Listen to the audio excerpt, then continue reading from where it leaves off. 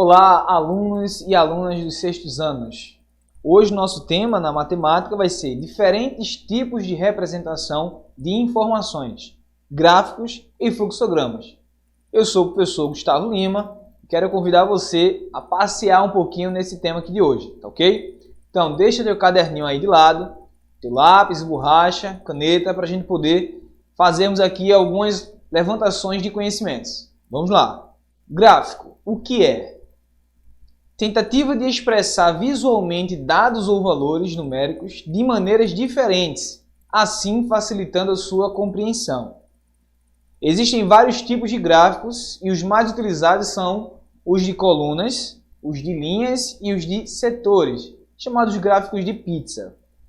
Os principais elementos são números, título e fonte. Então vamos prestar bem atenção quando a gente vai identificar no gráfico essa leitura. Lembrando que o gráfico serve normalmente para facilitar a leitura de dados, de informações, de levantamentos de informações. Então, se aquele gráfico que você vai fazer fica mais fácil fazer com o de setores, então é tendência que a leitura seja melhor com o de setores. Mas se o melhor você achar que vai ser o de barra, então você faz lá o de coluna, que é o mesmo de barra, que é para poder fazer a leitura desse gráfico, certo? Então vamos lá compreender melhor sobre isso. Gráfico de colunas. Número de gols feitos por partida. Então nós vamos ver aqui esse gráfico de colunas. Tem aqui o sexto ano A, B e C.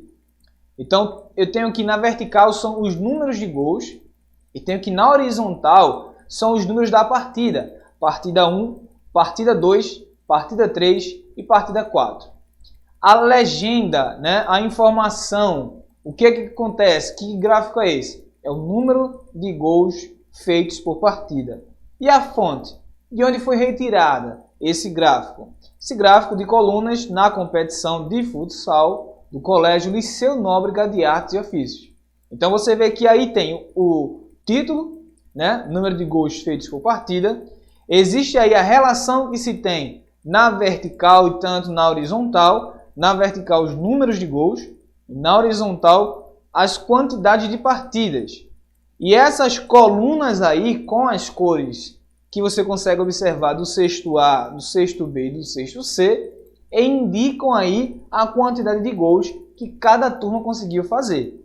Então, você consegue claramente observar em todas as partidas, né, quantos gols cada turma fez. E aí tem a pergunta, no final da competição, qual foi a turma que mais fez gols? Né? Então, vamos lá, você que está aí, dê pausa no vídeo e tente responder. Qual foi a turma que mais fez gol nessa competição aí? Dentro das 4 partidas, tá certo? Lembrando que para encontrar das 4 partidas, você vai fazer o quê? Adicionar de cada um, né? No sexto ano A, o em azul ali, de todas as partidas. E vai encontrar aí o certo valor, tá ok? Então vamos ver aí, tem o sexto A, tem o sexto B, tem o sexto C. Faça o somatório e indique aí qual foi a turma que mais fez gols. Nós chegamos à conclusão que o sexto ano A foi a turma que mais fez gols nessa competição, tá certo? Vamos lá. Aqui nós temos o gráfico de linhas. O que seria aqui o gráfico de linhas? Semelhante ao gráfico de barras, o gráfico de colunas. Também vai ter na vertical ali as informações que são os números de carros. Na horizontal, lá embaixo, tem ali ó, semana 1, semana 2, semana 3, semana 4. A legenda, né, o título, está sendo números de carros vendidos semanalmente em Pernambuco. Ao lado você vê ali os tipos de carros, né, as marcas que estão sendo analisadas, Volkswagen, Fiat e Chevrolet. E embaixo tem a fonte. Qual é a fonte? De onde foi retirado isso? Onde a gente pode encontrar mais informações? Montadoras de carros de Pernambuco. Então, se você quiser descobrir onde ir atrás dessas informações, você vai aonde? Nas montadoras de carros de Pernambuco. Tá, e quais foram os números? Temos aí um intervalo de 0, 5, 10, 15, 20 e 25. O intervalo de 5 em 5. O que é que nós podemos ver ali? Ó? que na semana 1, da Chevrolet foram vendidos 10 carros. Da Fiat foram vendidos aproximadamente 18 carros. E da Volkswagen foram vendidos aproximadamente 23 carros. Depois há uma queda na venda na segunda semana, para todos. Depois há uma leve subida para a Volkswagen, dá uma leve estabilizada para a Fiat e uma leve subida para a Chevrolet. Novamente na terceira semana e quarta semana, sobe para a Volkswagen, mas cai para a Fiat e permanece praticamente estável ali da Chevrolet. Certo? Então o gráfico de linhas, ele nos dá essa percepção aí do comportamento do gráfico. Mas se que você poderia também ter colocado esse gráfico em um gráfico de colunas, em um gráfico de barras, sem problema. O gráfico de colunas com as barrinhas na vertical, de barras com as colunas na horizontal. Então vem aí a pergunta para você. Qual foi a marca de carro que teve melhor desempenho? Então dê pausa no vídeo, assista novamente para poder ver aí a nossa resolução, ok? Bom, a marca que mais teve o melhor desempenho foi a Volkswagen. Então você já consegue observar que nas primeiras semanas a Volkswagen já começa lá disparada, não é isso? Ela já começa com 23 carros aproximadamente ali. Na segunda semana para todos há uma queda. Então se você vê na primeira, segunda, terceira e quarta semana quanto de cada carro, quanto de cada marca foi vendido, você consegue observar que a Volkswagen foi a que teve melhor desempenho, certo? Vamos lá. Gráfico de setores, que é nosso gráfico aqui de pizza, tá bom? Mortes em acidente de trânsito por modo de transporte da vítima em 2015. Esse aí é o título do nosso gráfico. Então ali você vê que as cores e os espaços eles estão identificando ali outros pedestre, motocicleta, bicicleta, automóvel, caminhão e ônibus. Você consegue observar bem que existe a fonte. Onde foi que foi retirado isso? Certo? Então, você vê ali que existe a fonte do ano de 2015, um levantamento sobre as mortes no trânsito com o tipo de transporte, certo? Transporte da vítima. E aí você consegue observar que para quem foi 2%, para quem foi 1%, 21%, 18%, 31%, 24% e 3%, certo? Então você consegue observar aí, que motocicleta está em disparada, 31%. E isso vem se estendendo, Então já é um alerta para quem é motociclista, tome mais cuidado, tá ok? O gráfico abaixo mostra a quantidade de pontos feitos pelos times A, B, C e D no campeonato de futebol da escola. De acordo com o gráfico, quantos pontos os times C e D conquistaram a mais que os times A e B? Vamos observar aqui o gráfico.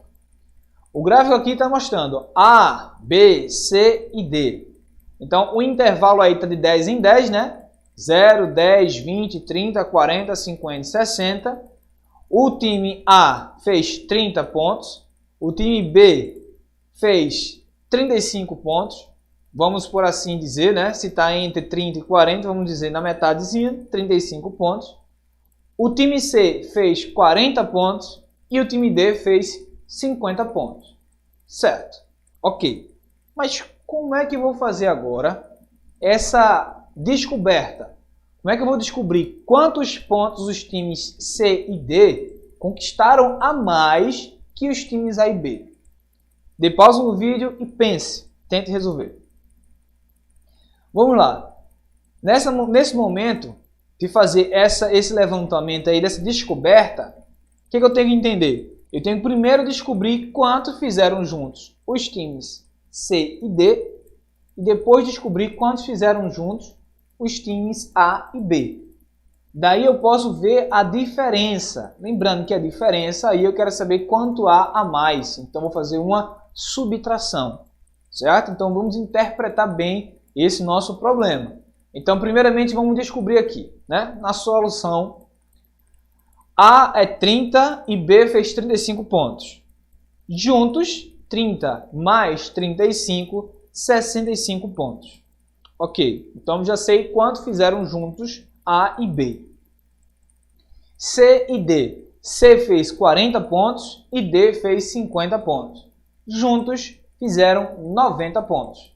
Ok, já encontramos aí quanto fizeram juntos C e D e quanto fizeram juntos A e B. Agora eu posso descobrir, calcular aí a diferença. 90 menos 65, 25. Então, quantos pontos os times C e D conquistaram a mais que os times A e B? 25 pontos, certo? Então, chegamos aí à nossa conclusão. Vamos observar aqui o nosso exemplo 2. Num clube esportivo foi feita uma pesquisa para se conhecer quais eram as preferências dos sócios pelo clube de futebol profissional do Rio de Janeiro. Se foram ouvidos um total de 300 sócios. Vamos observar aqui, observe bem na tela essa imagem aqui no nosso gráfico. É um gráfico de setores, Temos aqui, Flamengo, Vasco, Botafogo, Fluminense e uma quantidade que não opinaram. Vendo embaixo também que existe nossa fonte, a fonte de onde foi retirado aí esse gráfico de setores, essas informações, certo? Vamos ver a pergunta aqui, Quantos torcem pelo Fluminense? Bom, então você consegue ver que no gráfico as informações estão em porcentagem, eu preciso saber porcentagem. Isso, precisa saber o básico de porcentagem para a gente poder encontrar bem a nossa solução para essa questão. Então vamos compreender aqui, Para o Fluminense, 21% dos 300 sócios opinaram, certo? Então, 33% para Flamengo, 18% para Vasco e 24% para Botafogo. Então vamos aí encontrar quantos foram os sócios que votaram, que escolheram o Fluminense. Então dê pausa no vídeo e tente resolver. Vamos aqui ver nossa solução. 21% torcem pelo Fluminense. Desse modo, 21 sobre 100. Lembrando que 21% pode ser escrito com uma fração 21 por 100. 21 sobre 100. 21% dos sócios é 21 sobre 100 vezes o número total de sócios, que são 300. Então, é 21 sobre 100 vezes 300. Então, o que acontece aqui? Eu vou simplificar a quantidade de zeros que eu tenho tanto no 300 quanto no 100. Vou simplificar os dois zerinhos e vai restar aqui o número 3. Então, fica 21 sobre 1 vezes 3. 21 vezes 3 dá 63. 63 dividido por 1, 63. Então, nós conseguimos concluir que 63 sócios votaram para o time Fluminense. Ok? Vamos lá. Olha aí, você é o melhor, tá certo? Vamos lá. Fluxograma. Vamos entender agora o que é o fluxograma. Preste bem atenção aqui. É um tipo de diagrama e pode ser entendido como uma representação esquemática de um processo ou algoritmo, muitas vezes feito através de gráficos que ilustram de forma descomplicada os dados de um processo. O fluxograma auxilia desde o planejamento, as análises, críticas e alterações no processo. Então vamos entender bem o que seria o fluxograma. Vimos agora há pouco os gráficos, que também é para apresentar levantamento de dados de forma descomplicada, e o fluxograma agora chega como um diagrama, como um algoritmo, como umas informações do que foram feitas, do que foram levantados para chegar a uma certa conclusão. Então vamos entender agora aqui os símbolos de um fluxograma. Temos aqui o nosso losango. Os losangos indicarão tomadas de decisão e podem ter saídas de sim para a direita ou não para baixo. Então, quando tiver ali um losango, se você colocar na lateral, à direita, você coloca sim. É uma informação positiva, sim. Se você coloca a indicação para baixo, quer dizer o quê? Não. É uma afirmação negativa. Esse aqui é o retângulo arredondado, né? Vamos nem falar retângulo bem arredondado assim, mas é arredondado. Os retângulos arredondados indicam início e fim. Só um adendo. Por que, professor, não falar retângulo arredondado? Se é retângulo, os ângulos são o quê? Retos, não faz essa curva, né? Mas no fluxograma são chamados de retângulos arredondados. Então, eles indicam o início e o fim do teu fluxograma. Aqui nós temos o retângulo propriamente dito, né? Então, esses retângulos indicam ações, o que foi feito. E a seta, ela vai indicar aqui, ó, os fluxos das ações, as indicações ali para onde estão indo, ok? Então, lembrando, se for no losango, à direita é sim, para baixo é não. E a seta é quem vai indicar para onde está sendo esse fluxo do fluxograma. Então, vamos ver aqui nosso exemplo 1. Preste bem atenção. No estacionamento de um supermercado, um cliente só paga após passar de 15 minutos. Caso tenha que pagar, o valor cobrado será R$1 por 10 minutos.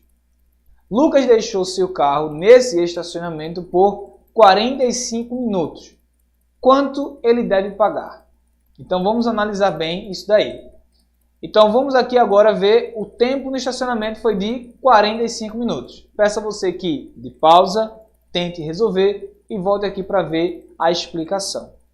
Então, vamos ver ali, ó, a chegada, começando com o retângulo arredondado, a setinha indicando lá a continuidade. Então, ó, passou de 15 minutos, é o nosso losango. Se ele passou, a setinha vai ser para a direita e é sim. Se ele não passou, a setinha é para baixo, que é não. Então, ó, setinha para baixo, setinha para a direita. O não é para baixo, o sim para a direita. Se ele não passou de 15 minutos, não precisa pagar e aí a ação que foi feita, ponto. Acabou. Mas se ele passou de 15 minutos, ele vai ter que pagar R$1 por cada 10 minutos excedentes. Certo? Mas ali, de 15 minutos para 45, né? Ele tem 15 minutos de tolerância, vamos assim dizer. Então, 30 minutos foi o que ele passou e é o que ele vai ter que pagar. Mas quantos são os intervalos de 10 minutos em 30? São 3 intervalos de 10 minutos, ok? Então, 30 minutos dividido por 10 tem 3. Se é R$1 por cada 10 minutos, e eu tenho 3 intervalos de 10 minutos, então eu tenho aí R$3. R$3 é o que Lucas vai ter que pagar pelo estacionamento. Então, só recapitulando, o nosso início ali foi a chegada, ele passou de 15 minutos, que é o nosso losango.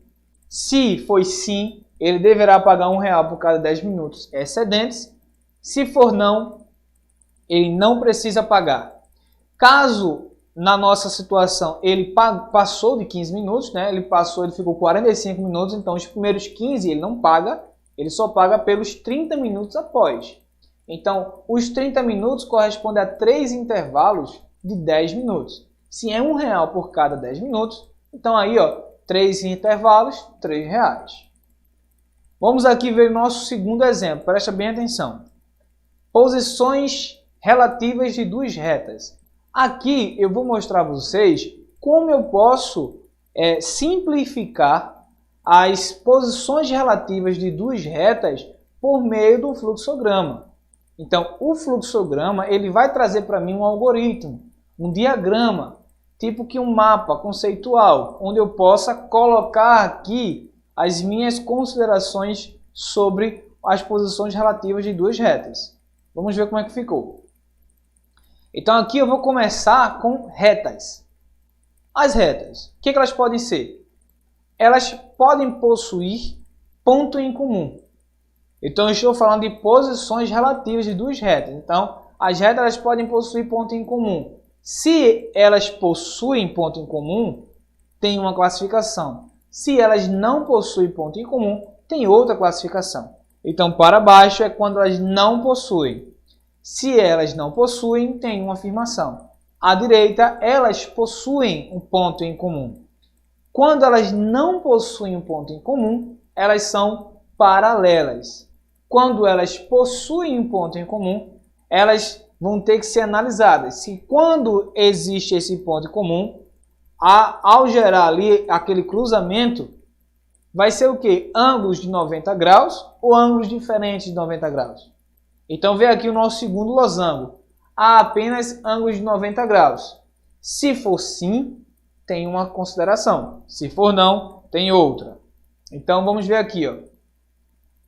Para sim, se elas formam ângulos apenas de 90 graus, as retas são chamadas perpendiculares. Se for não, elas são chamadas de oblíquas. Então, veja que eu trouxe aqui para vocês um conteúdo de geometria, onde o professor normalmente trabalha com vocês posições relativas de duas retas e estou utilizando o quê? O fluxograma. Então, o fluxograma para mim é uma ferramenta onde eu posso explicar de forma pausadamente, de forma descomplicada, o que é e o que não é. Então, começando, ó, retas, elas podem possuir ponto em comum. Se não possuem, são paralelas. Ok, final. Se possuem pontos em comum, elas vão formar nesse cruzamento ângulos de 90 graus ou ângulos diferentes de 90 graus. Se forem apenas ângulos de 90 graus, são perpendiculares. Se não forem ângulos de 90 graus, são oblíquas. Tá ok? Vamos lá. Então vamos observar aqui agora no nosso exercício, nosso primeiro exercício. O João participou numa corrida de ciclismo. O gráfico da figura seguinte mostra a distância percorrida e o respectivo tempo gasto. Quantos quilômetros tinha percorrido o João ao fim de 7 horas de corrida? Então você analisa o gráfico aí, isso nosso gráfico de linhas, onde você pode observar o tempo, a relação tempo e a relação quilômetros. Ok? Então dê pausa no vídeo e tente fazer aí, ok? E volta aqui para a gente ver a nossa resolução. Vamos ver aqui a nossa solução agora. Pela tabela conseguimos ver que a linha vertical de 7 horas faz cruzamento com a linha horizontal de 120 km. Então as duas setinhas estão indicando ali, ó. Se você ver na vertical, faz com a linha horizontal de 120 km. Então podemos concluir que em 7 horas ele percorreu 120 km. Nossa segunda questão vai ser: no gráfico de barras seguinte, apresenta-se a distribuição de 120 alunos por modalidade de desporto que, na escola do Pedro, participam no projeto Desporto Escolar. Qual é o número de alunos que, praticantes da modalidade handebol? Quais são a quantidade de alunos que são praticantes dessa modalidade? Não é? Então você consegue observar ali, ó, o nosso gráfico de barras, né? Ele traz ali, ó, uma quantidade para 48, uma quantidade 18, a quantidade 30, a quantidade 9 e o de handebol, nenhuma quantidade. Lembrando que handebol e handebol são as mesmas pronúncias, tá ok? Então, dê pausa no vídeo e tente descobrir aí como é que você vai identificar a quantidade de alunos que querem handebol. Vamos lá à nossa solução. Observando bem esse gráfico aqui, eu já posso de imediato ver que o total de alunos foi o quê? 120 alunos. Eu tenho um total também de quantidades por modalidade. Então, o que eu vou fazer? Eu vou somar a quantidade de alunos que está presente para mim e vou ver o quanto falta para completar os 128 alunos. Por quê? Porque de 128 não, 120 alunos, ok? Então, 120 alunos no total, eu vou fazer o somatório de 48 mais 18 mais 30 mais 9, e isso vai dar a igualdade de 105 alunos.